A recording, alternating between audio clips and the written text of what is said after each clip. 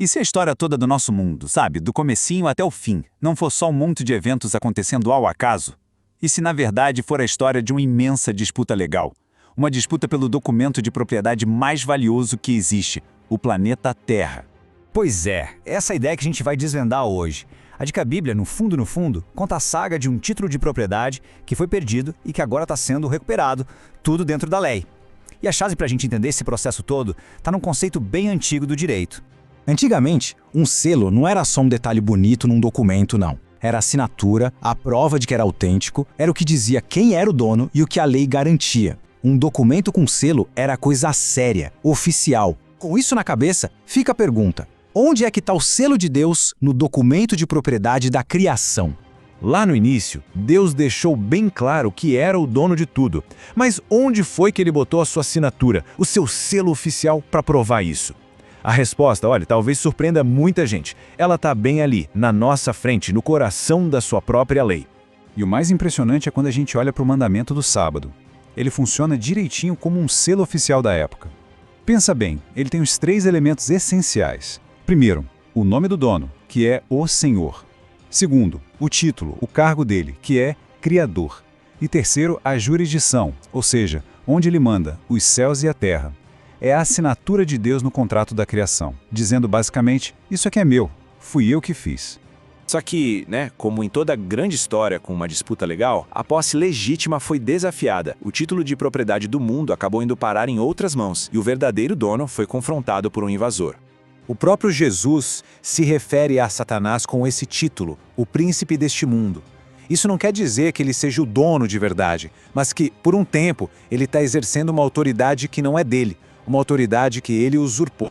Com a queda da humanidade lá no Éden, a autoridade sobre o planeta foi, nas palavras do próprio inimigo, entregue. É como se o título de propriedade da Terra tivesse sido penhorado, sabe? Deixado como garantia por uma dívida que ninguém conseguia pagar. O documento foi lacrado e parecia que ninguém no universo inteiro tinha o direito legal de abrir aquilo e retomar a posse. A situação parecia um beco sem saída. Mas, olha que fascinante, a antiga lei hebraica tinha uma provisão, uma espécie de cláusula contratual para casos assim. A figura do parente redentor, o Goel, uma solução jurídica para recuperar uma propriedade da família que tinha sido perdida. Basicamente, o Goel era o parente mais próximo que tinha o direito e muitas vezes o dever de resgatar o que foi perdido. Ele podia comprar a terra de volta ou até mesmo comprar a liberdade de um parente que tinha se vendido como escravo. Mas para fazer isso, ele tinha que cumprir alguns pré-requisitos legais bem específicos.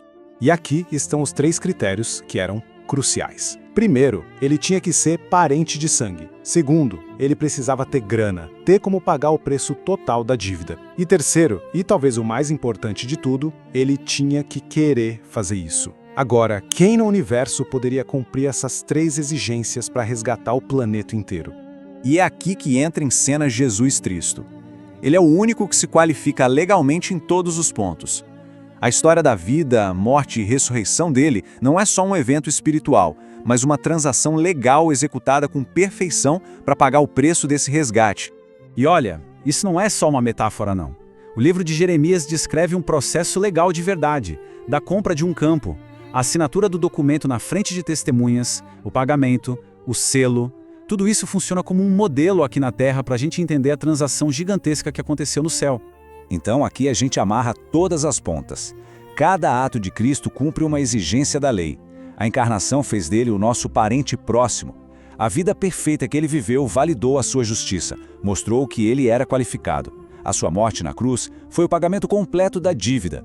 E a ressurreição foi a vitória final quando ele tomou as chaves da morte e do inferno, garantindo a posse.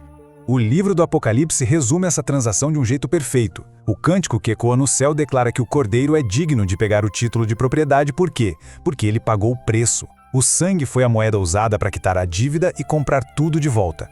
Certo, o preço foi pago, o direito de propriedade foi legalmente reconquistado, mas, assim como quando a gente compra um imóvel, não adianta só assinar os papéis, depois tem que tomar posse.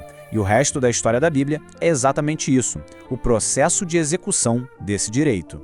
E é aqui que a visão dos 7 selos, lá em Apocalipse, ganha um significado completamente novo.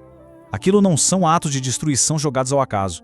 São os passos ordenados, legais de Cristo, o Redentor, abrindo o título de propriedade que estava lacrado. e passo a passo, executando a retomada daquilo que é dele por direito de compra. E a gente vê uma progressão ao longo da história. A abertura dos selos vai acompanhando a era cristã, passando pelos conflitos e julgamentos da humanidade, pelo clamor dos mártires por justiça, até chegar nos sinais finais que preparam o terreno para a restauração completa do reino de Deus. É um processo, não um evento de um dia só. Então a gente chega na grande conclusão, no resumo da ópera. O sábado é o selo que estabelece o direito de Deus por criação. Ele diz, isso é meu porque eu o fiz. Já os 7 selos são o processo que executa o direito de Deus por redenção. Eles dizem, estou tomando de volta o que é meu porque eu comprei. Isso tudo deixa a gente com uma pergunta para pensar. Se a história não é um caos sem sentido, mas sim a execução metódica de um veredito que já foi dado, de um caso que já foi ganho, como isso muda o jeito que a gente olha para os acontecimentos do mundo hoje? Talvez o que a gente está vendo não seja um colapso, mas sim a etapa final da tomada de posse pelo legítimo dono.